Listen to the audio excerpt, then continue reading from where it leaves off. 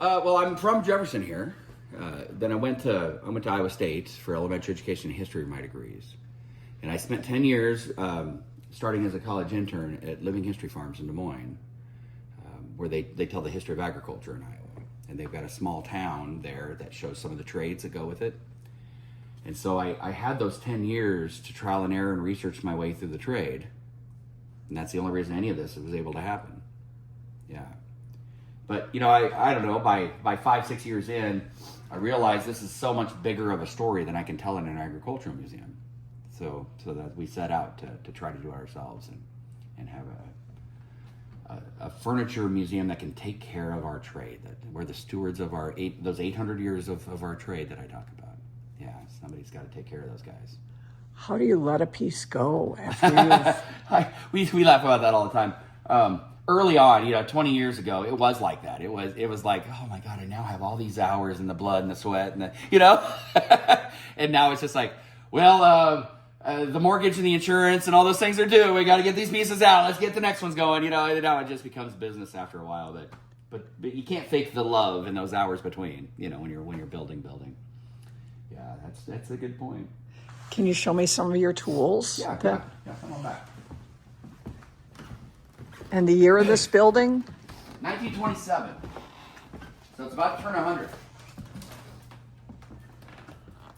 Now, this is actually the main reason I chose the tool, the year 1875. If we were just 10 years earlier in the 1860s, all we can have are from here over. And if you went back 2,000 years, you'd see most of these tools in a furniture shop. This trade has changed very little since the Egyptians, frankly. They had wooden body planes with metal blades.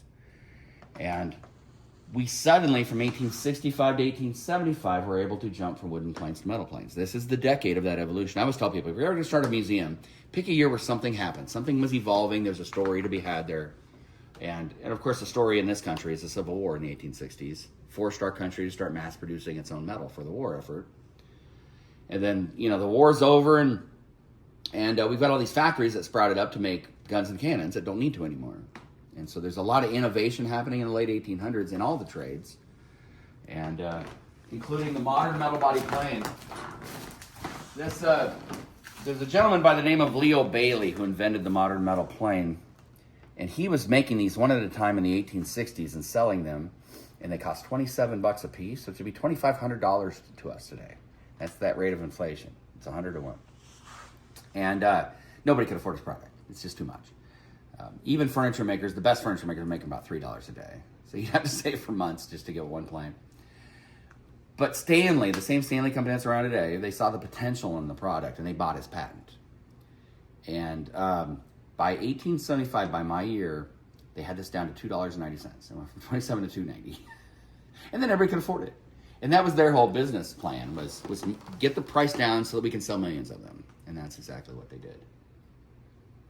There's over 700 planes here. Every one of these is different, and every one of these has a different job. This is the world's largest working set of hand woodworking tools. I know some collectors who have more than this, but they're just that. They're just collections. For example, there's a shelf over here with tongue and groove planes. We never put two boards together for width without tongue and grooving them.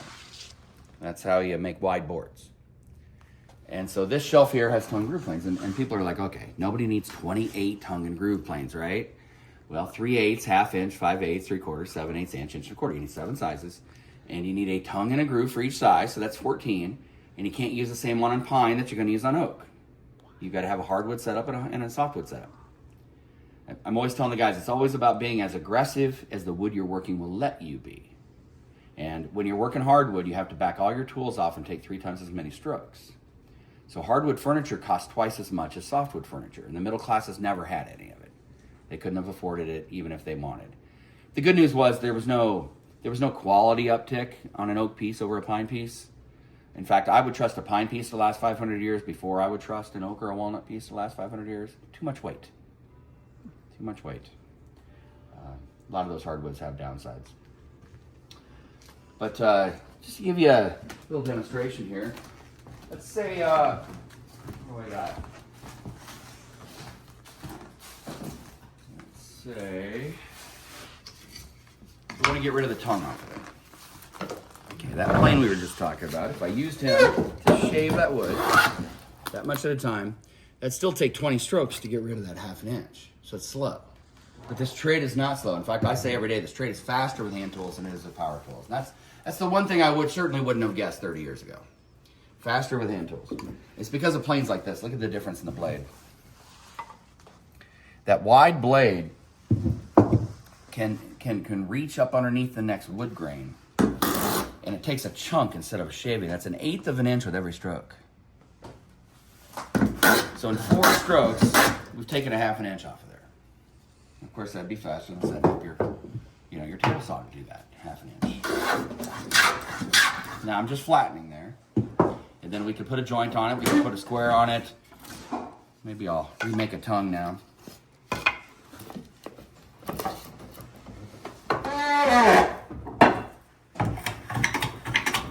So that's removing high spots, and when you get one long shaving, there it is.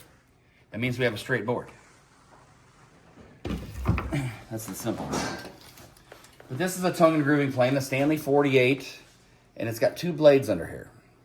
And when you run your fence along the face of the board, it makes 2 cuts, leaving the middle, the tongue.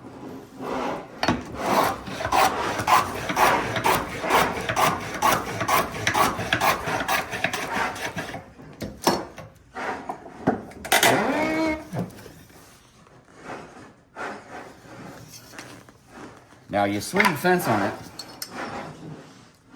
and now you're making the matching groove. It removes the middle in this position. So you get the tongue and the groove all in one tool. Isn't that great? And so I did that with the last group bit. You can see how those then are going to go together. And then when you dovetail your corner, it locks our weak direction. Part of that triple joining system. Who developed the patent on those? Stanley. Yeah. Actually, like the Bailey story and Stanley buying them out, there was a gentleman by the name of Miller that invented it and then sold out to Stanley. These are all Stanley planes on the left half here, but it represents about 5 companies that they did that with. They weren't in-house inventing. They were buying other guys' great ideas. They understood marketing. They had shipping in place. They had catalogs in place. They were a 40-year-old company already. But I've got a power tool buddy who tells me that's a 40-minute setup on his machine to make that tongue. Did it take 10 seconds? And sometimes it's like, boy, maybe we lost some common sense with all that innovation. Because that is not much, Now, we're making it look easy because we've done tens of thousands of feet of it over the years. Your first day, it's not going to look like that. But, 6 months later, it sure is. You're going to get fast at it.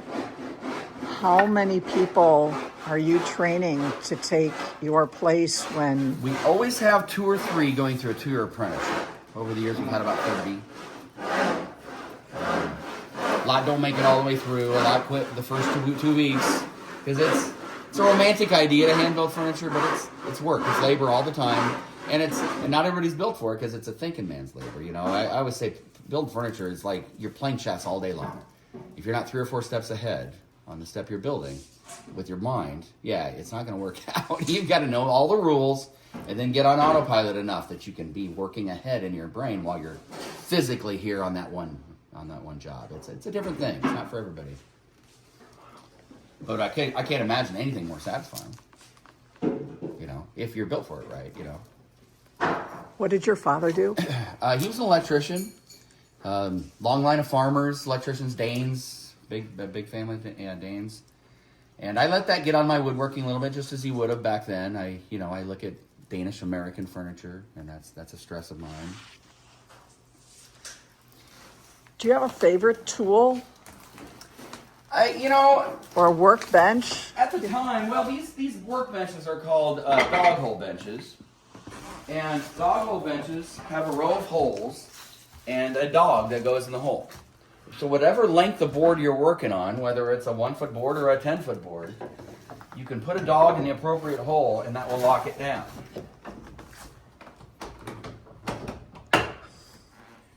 I would say the most important tool of the era was the Stanley 45 plow plane. Same inventor as the tongue and groove one, Miller.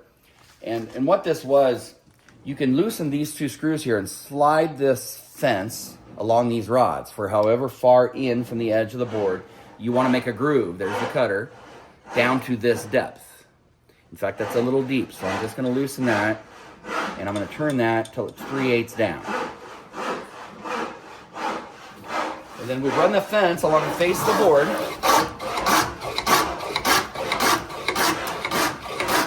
And you'll hear it. It won't take anymore because it's bottoming out on its depth stop. Again, maybe 10 seconds. This piece of furniture right behind you here has 300 feet of grooves in it. That's how important that tool is. Without that tool, you're chiseling it. And you're not getting consistent depths and all these other things.